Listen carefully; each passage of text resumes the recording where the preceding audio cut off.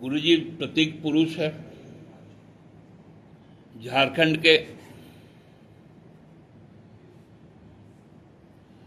और ये वो फ्लाईओवर है जो हमको लगता है कि पूरब से पश्चिम को जोड़ता है। हम लोगों की भी ख्वाहिश है, पार्टी की इच्छा है कि इस एलिवेटेड रोड का नाम गुरुजी के सम्मान के साथ रहना चाहिए।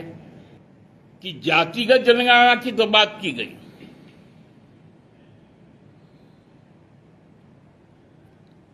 ये एक बड़ी खेल की ओर इशारा करता है।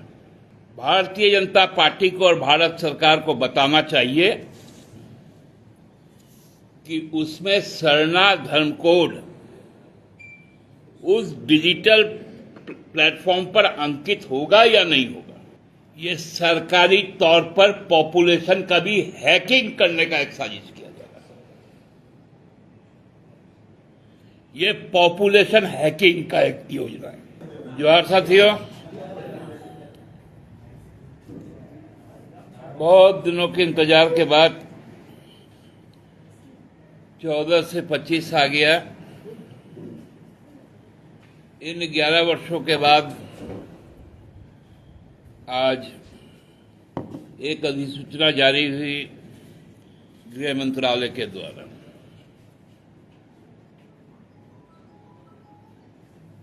कि जम्मू कश्मीर, लद्दाख, हिमाचल प्रदेश और उत्तराखंड में 1 अक्टूबर 2026 से जनगणना का कार्य शुरू होगा और 1 मार्च 2027 से बाकी पूरे देश के अन्य राज्यों, केंद्र शासित प्रदेशों का जनगणना का कार्य शुरू होगा। हम सबको याद है 19 सितंबर 2023 में संसद का एक विशेष सत्र बुलाया गया था, जिसमें एक विधेयक को पारित करना था और वो कानून के रूप में आ भी चुका है। नारी शक्ति वंदन अधिनियम 2023, जिसमें 33% आरक्षण सभी निर्वाचित सदनों में महिलाओं की होगी और उसका समय सीमा तय किया गया था कि 29 का जब ये आम चुनाव होगा, परिसीमन के बाद होगा, उसमें ये कानून को लागू किया जाएगा। अब यह संयोग है या प्रयोग है कि जिस प्रकार के जुमले हमारे प्रधानमंत्री जी और हमारे गृहमंत्री जी व्यवहार में लाते हैं, ये भी उसका एक प्रतिफल है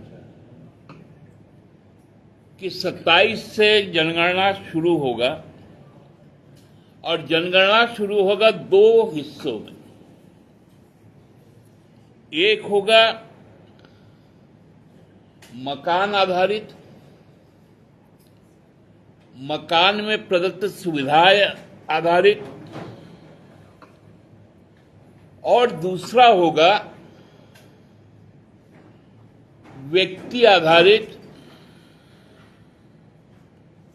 जिसमें डेमोग्राफी का भी ख्याल रखा जाएगा और जातिगत जनगणना भी होगी। आज की अधिसूचना में ये बातें आई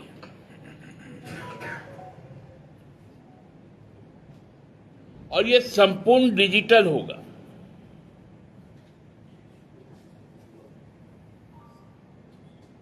ये डिजिटल होगा तो इसका एक बहुत बड़ा डेटा भी बनेगा और उसको भारत सरकार एनपीआर में दर्ज करेगी। नेशनल जो citizen national population register NPR कहते हैं, उसमें दर्ज करेगी। ये अधिसूचना ही बड़ा भ्रामक तौर पे सामने आया। एक तो जो समय सीमा तय किया गया, ये किसी भी सूरत में ये 2029 के लिए पर्याप्त नहीं है।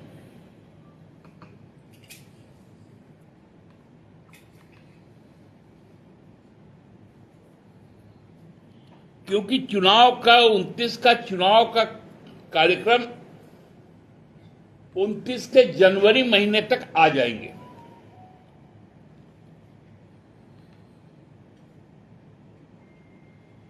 आचार संहिता लग जाएगा,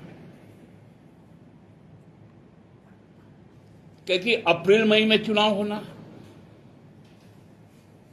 यदि चुनाव सही वक्त में हुआ तो।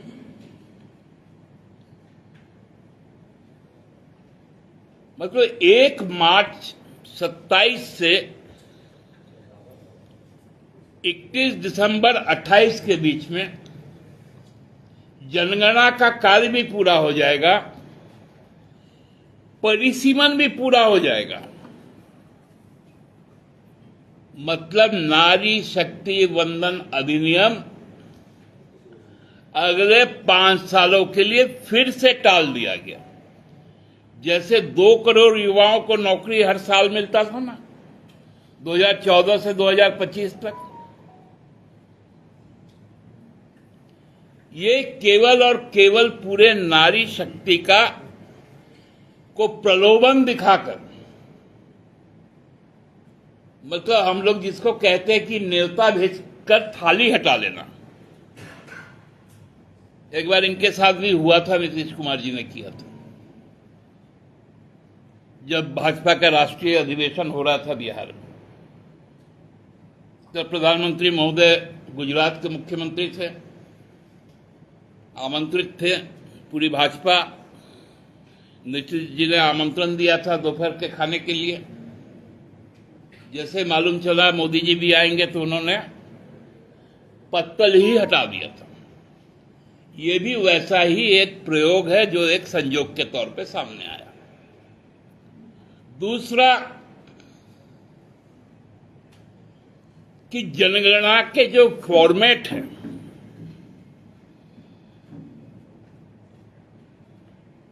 हम सब जानते हैं कि मकानों की जब जनसंख्या होती है उसमें हर चीज दर्ज होता है कि खिड़की कितने हैं, शौचालय कितने हैं,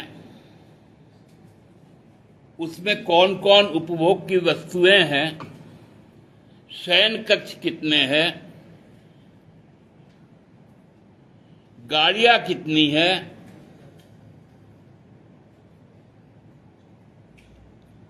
और जब पॉपुलेशन का होता है तो उसमें एक धर्म केवल लिखा जाता था, स्त्री और पुरुष, और उसका लिंग निर्धारण होता था। लेकिन ये कौन सा डिजिटल फॉर्म आएगा कि जातिगत जनगणना की तो बात की गई,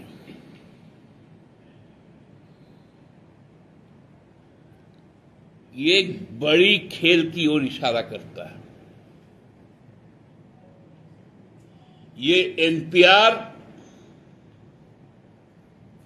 एक बड़ा घालमेल का एक दस्तावेज तैयार होने जा रहा है, जिसमें पूरी तरह से भारत के एक विशेष वर्ग विशेष को, धर्म विशेष को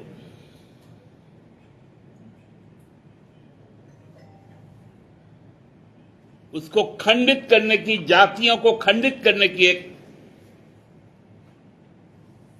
साजिश रची गई है। 1 मार्च 2027 से झारखंड में भी शुरू होगा। भारतीय जनता पार्टी को और भारत सरकार को बताना चाहिए कि उसमें सरना धर्म कोड उस डिजिटल प्लेटफॉर्म पर अंकित होगा या नहीं होगा, नंबर 1। और अधिसूचना यदि आज जारी हुआ तो उसका फॉर्मेट क्यों नहीं उपलब्ध करवाया गया? उसके पीछे की साजिश क्या है?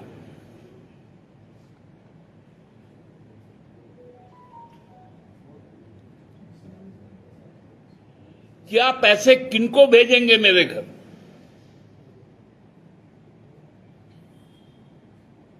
हम जो सारी जानकारियां देंगे, वो प्रश्न यदि मुझे नहीं मालूम तो वो आकर मुझसे ठगकर मेरा नाम पूछकर और बाकी सारे चीज, क्योंकि डिवाइस डिजिटल होगा तो डिवाइस उनके पास होगा, और डिवाइस चूंकि उनके पास होगा तो डिवाइस हैक भी होगा, क्योंकि ये डिजिटल है। इसका एक्सेस इंटरनेट होगा, और इंटरनेट जहां पर जुड़ जाता है वहां पर हैक होना ही है। आज तक कोई टेक्नोलॉजी नहीं आया जो इंटरनेट को हैकिंग से रोक पाया, क्योंकि वो तो वायरलेस होगा। आप वायर टू वायर, तार से तार को जोड़कर आप रोक सकते हैं, लेकिन बेतार को कैसे रोकेंगे? हम लोग सबको जानते हैं, आपस में एक दूसरे के दोस्त लोग भुगत चुके हैं कि उनके बैंक से पैसे ट्रांसफर हो जाते हैं।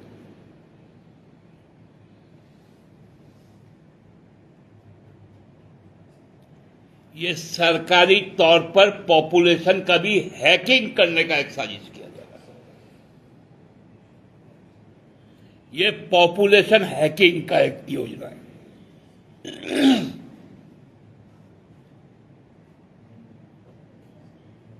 ये बहुत गंभीर विषय है और बहुत संवेदनशील विषय है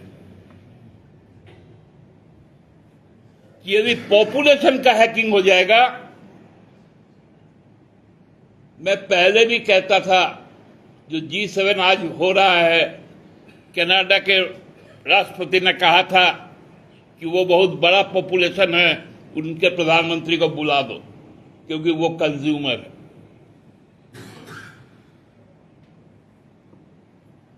ये बड़ा खतरा आज दिख रहा है,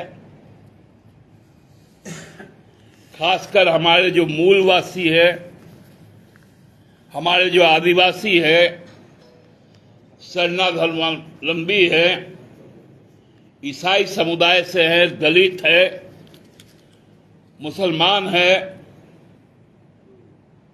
ये पूरा का पूरा एनपीआर उस रूप में याद रखा जाएगा जब खुद के पहचान को, एक हिंदुस्तानी को अपना पहचान देने के लिए दर दर भटकना पड़ेगा।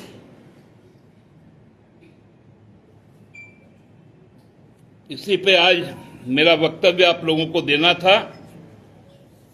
धन्यवाद। कोई यदि आपके प्रश्न है रातू रोड फ्लाईओवर का मांग जो है वो रातू रोड फ्लाईओवर का नाम बदलने की बात की जा रही है कि विनोद बिहारी महतो के नाम पे वो फ्लाईओवर का नाम आप लोग ये मांग कर रहे हैं। देखिए, जहां तक मुझे मालूम है कि राजेश कच्छप जी माननीय विधायक हैं खिजरी के, उन्होंने गुरुजी के सम्मान में इस बात को रखा था कि गुरुजी के नाम पर, और हम लोगों की भी ये इच्छा है कि गुरुजी प्रतीक पुरुष है झारखंड के, और ये वो फ्लाईओवर है जो हमको लगता है कि पूरब से पश्चिम को जोड़ता है।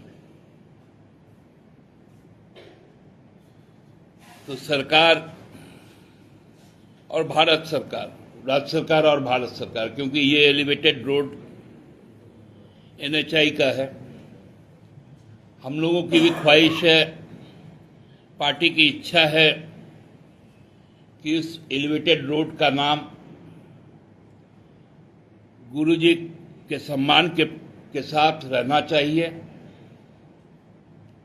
बाकी निर्णय सरकारी स्तर पर होना है।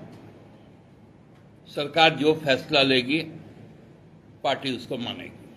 बाबूलाल ने एक ट्वीट किया है, उन्होंने कहा है कि मुख्यमंत्री ने DGP का सैलरी रोक दिया है, लेकिन ट्रांसफर पोस्टिंग जो है वो पैसे लेकर लगातार करते हुए आ रहे हैं, और कुछ IPS ऑफिसर को वो पोस्टिंग भी किया, हालांकि उस पर रोक लगी है। तो बाबूलाल जी को कितना पैसा का हिस्सा चाहिए?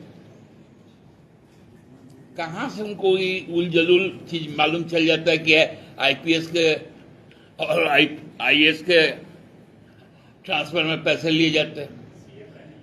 बाबूलाल जी CM थे, उस समय लेते थे क्या? क्योंकि उनको तो अनुभव है। तो हिसाब किताब क्या था हम लोग को बता दें, से हम लोग हेमंत बाबू को बता देंगे कि बाबूलाल जी इतना लेते थे, उससे अब DA बढ़ के इतना प्रतिशत हो गया, तो उनके समय का रुपया भी बढ़ गया होगा, और उसमें हिस्सेदारी क्या देना पड़ता था, सारा कुछ हम लोग बता देंगे। और बाबूलाल जी का जो कट मनी होगा वो बाबूलाल जी को पूरे आदर सम्मान के साथ फूल बेलपत्ता चढ़ा के उनको पहुंचा देंगे। संवैधानिकता पे सवाल उठा रहे हो, 30 अप्रैल को उनका कार्यकाल समाप्त हो गया है, लेकिन तो अदालत काहे नहीं जाते रे बाप?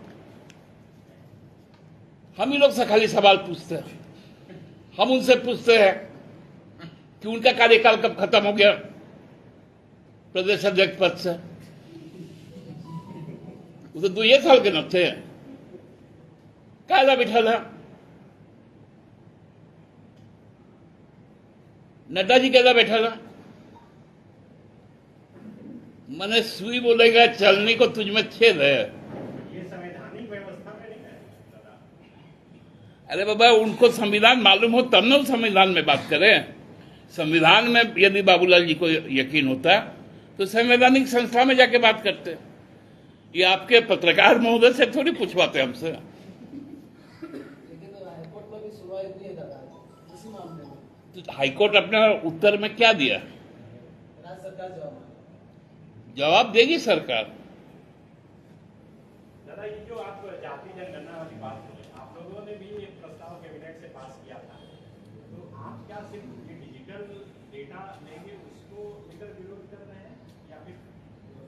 नहीं, हमने जो कहा था वो फॉर्मेट अभी तक आया ही नहीं। इन्होंने आज के जो अधिसूचना है उस पर आधारित है। अब यदि फॉर्मेट आएगा, क्या आएगा? देखिए, दिक्कत क्या होता है, ये सब टेक्निकल चीजें। जो डिजिटल सर्वे करने जो भी सर्वेयर आएगा, डिवाइस उसके पास रहेगा, प्रश्न उनके पास रहेंगे, उत्तर केवल मुझे देना है।